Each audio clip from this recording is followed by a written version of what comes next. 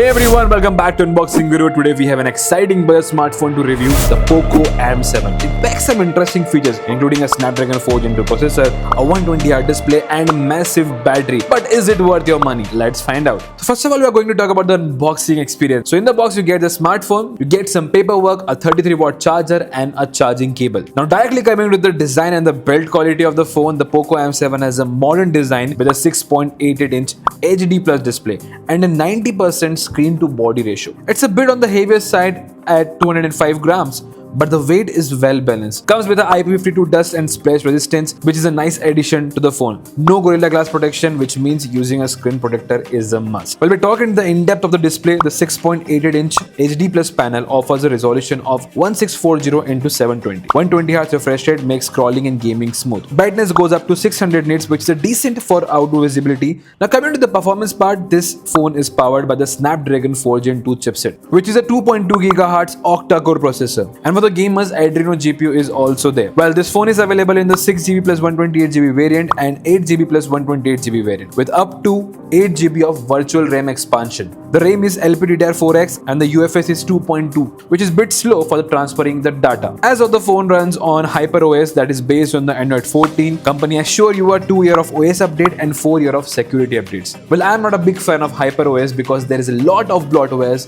that can annoy you. Well, this phone is hyped up of its camera because there is a 50 megapixel Sony sensor. This main sensor help you out to take some great photos in daylight scenario. Well, although brand has given you a 2 megapixel depth macro sensor and 8 megapixel front camera, that is decent for the selfies. Now coming to the picture quality, well, I really like the photos in outdoor scenario, but in the dark scenario, this phone struggles a lot. Well, coming to the videography part, there is no 4K support given in the phone. You can only record videos in 1080p at 30 FPS. Well, now if you are thinking to use this phone as an entertainment purpose, yes, you get a 150% super volume feature that helps you to increase the volume. Well, you don't get a stereo effect because there is only a single speaker in the bottom. But there is a good news for those who use wired headphones. Yes, because this phone is packed up with 3.5mm audio jack. But the best part of this phone is that this is a future secured. Yes, this phone is a 5G phone. You can use it for the long term and the bandwidth is quite good. Also, you get Bluetooth 5.4 and Wi-Fi 5. Now coming to the battery part, this phone will really impress you because brand has packed up a 5160 mAh battery